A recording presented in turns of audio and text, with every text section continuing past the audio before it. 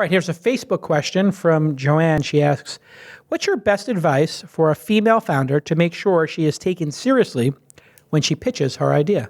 Great question. And in that is this, I guess, implied concept that women are not taken as seriously in startup land. I don't know if that's the case anymore, but I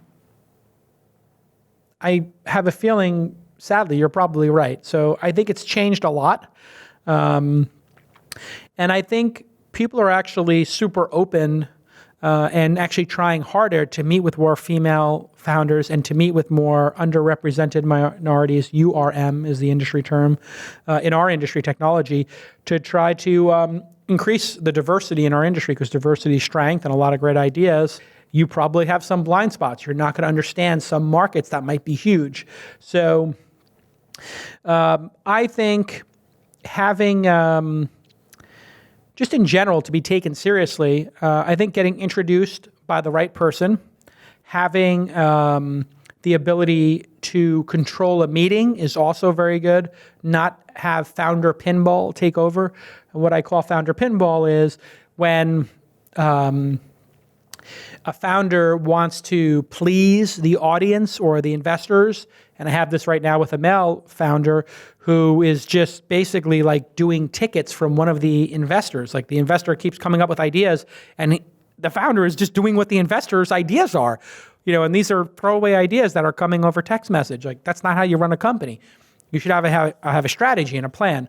So what I like to see is, and I've seen this actually happen on stage at the Launch Festival and other times, is controlling the meeting and controlling the question and answer. And when you disagree with somebody, you can say, Jason, that's an interesting observation. In this case, you're actually wrong. We have a lot of experience in the space, and although you may think that the amount spent on this category is X, it's actually X times 5 if you take this into account. So it may seem wrong to be confrontational with somebody you're asking to get money from, but what I found is I love when I get pushback from a founder, because I'm going to pepper a founder with questions. I know that I'm not right on all of them, and I might have some ideas. And having the founder say to me, we thought, and this is a nice way of saying it, we had the same idea. We tried it 6 months ago. It didn't work for these reasons. Our customers told us they didn't want it. But we did have the same idea you have, Jason, and it didn't work. So we have a testing methodology. We use the lean startup methodology. We like to test our ideas.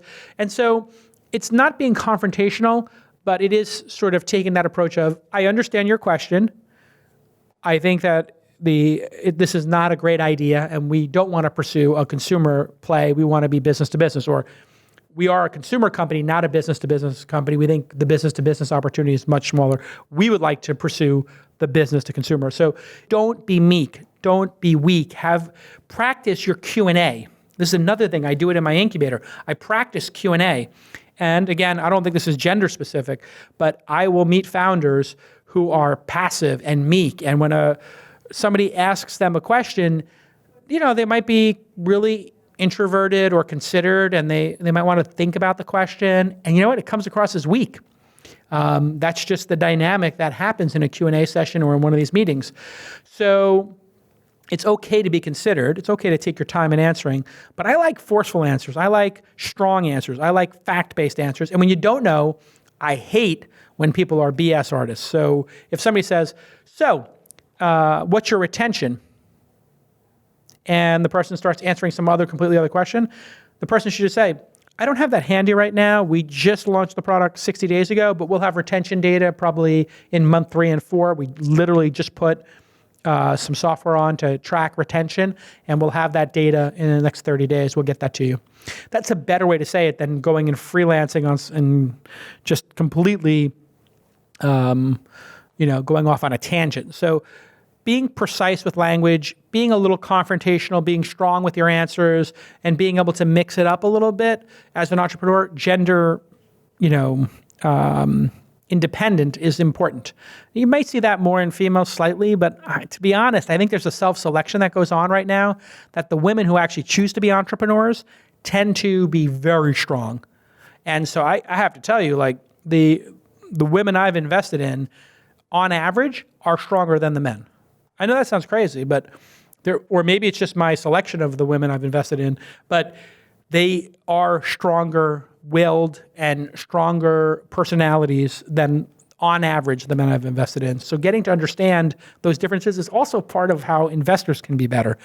So I know that, I think because I'm an extrovert, probably was more attracted to the extroverted founders. But then I read this book, The Power of Introverts, and I started thinking about some of the smartest people I've met, and they're slightly introverted. And I started thinking, wow, Zuckerberg, Larry Page, kind of introverted people, change the world kind of people. And yeah, you might have extroverted people like Steve Jobs and Larry Ellison who are more brash, and then everything in between. But I thought that was a little bit of a leak in my game. Like I had a little bit of a leak in that maybe I preferred, the bombastic, confrontational CEOs.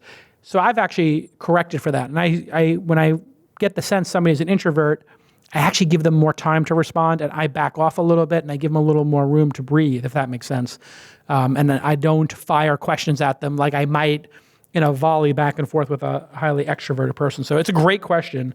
And I'm very encouraged as the father of 3 daughters and the son of a great mom and the husband to an amazing wife, that I am seeing many, many, many, many more female founders. And they're awesome, and they're strong, and they have a sense of purpose, and they work hard. They just work so hard.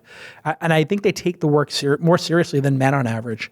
Again, that's just my experience, but the women who are doing startups take it super seriously. Like they don't have time for goofiness. They're not going to the Web Summit or the cruise or the summit at sea and this other nonsense to blow investor money or try to get speaking gigs at TEDx or other nonsense that have no actual impact on their business or any return for their investors. So I love the focus level I see women bring to startups. And that's why I think there should be more women in startups, frankly, because the focus level is off the charts. Okay, anyway, I probably got myself in a ton of trouble with that. Anytime you talk about gender differences, people get really uptight, which is understandable. It's a touchy issue.